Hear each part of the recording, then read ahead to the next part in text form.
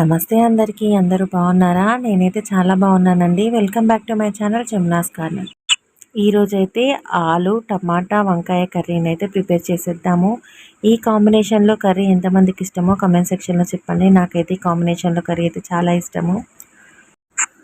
ఎప్పుడైనా నేనైతే కర్రీ వండేటప్పుడే ముక్కలు అనేది అప్పటికప్పుడు కట్ చేసుకుంటూ వేసుకుంటాను. బట్ ఈరోజైతే టైం ఉంది, ఇంకా నిదానంగా చేసుకోవచ్చు కదా అని చెప్పేసి ఇలా కూర్చొని అయితే నిదానంగా ముక్కలైతే కట్ చేసేసుకుంటున్నాను. ముందుగా ఒక పెద్ద ఆలుగడ్డను తీసుకొని ఇలా ముక్కలుగా కట్ చేసుకొని వాష్ చేసి పక్కన పెట్టుకోవాలి. ఆ తర్వాత పచ్చిమిర్చిని కూడా ఇలా కట్ చేసేసుకొని పెట్టేసుకోవాలి.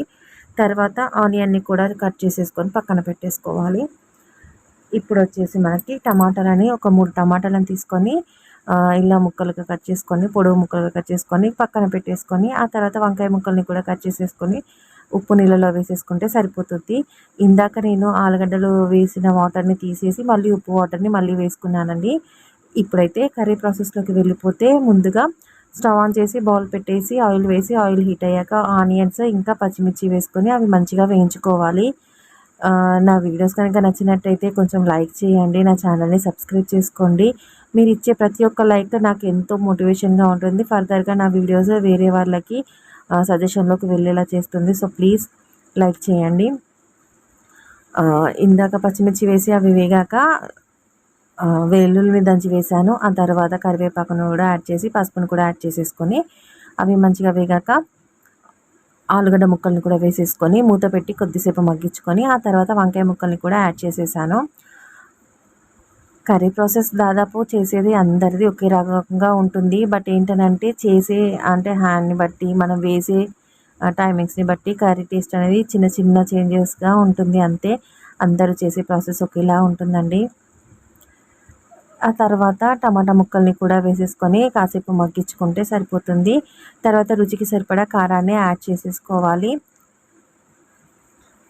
ఆ తర్వాత మనం ఏంటంటే ధనియాల పొడిని కూడా యాడ్ చేసేసుకుంటే సరిపోతుంది. ఇప్పుడు మంచిగా ఒకసారి కలిపేసుకొని కాస్త మగ్గాక మనకు కర్రీ ఉడకడానికి సరిపడా కొద్దిగా వాటర్ని యాడ్ చేసేసుకుంటే సరిపోతుంది. ఇప్పుడు మనకి ముక్కలన్నీ మంచిగా ఉడుకుతాయి. ఇప్పుడే ఒకసారి మనము ఉప్పు సరిపోయిందా చెక్ చేసుకుంటే సరిపోతుంది. ఒకసారి ఉప్పు సరిపోకపోతే కొద్దిగా యాడ్ చేసేసుకున్నాను నేను.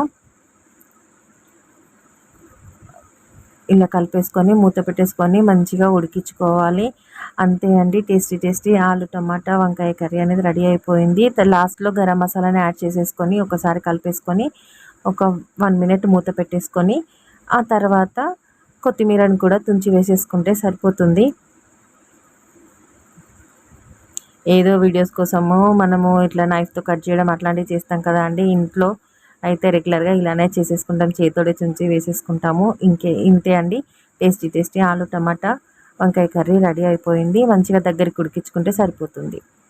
Thank you for watching. నా వీడియోస్ కనుక నచ్చినట్టయితే లైక్ చేయండి, నా ఛానల్ని సబ్స్క్రైబ్ చేసుకోండి.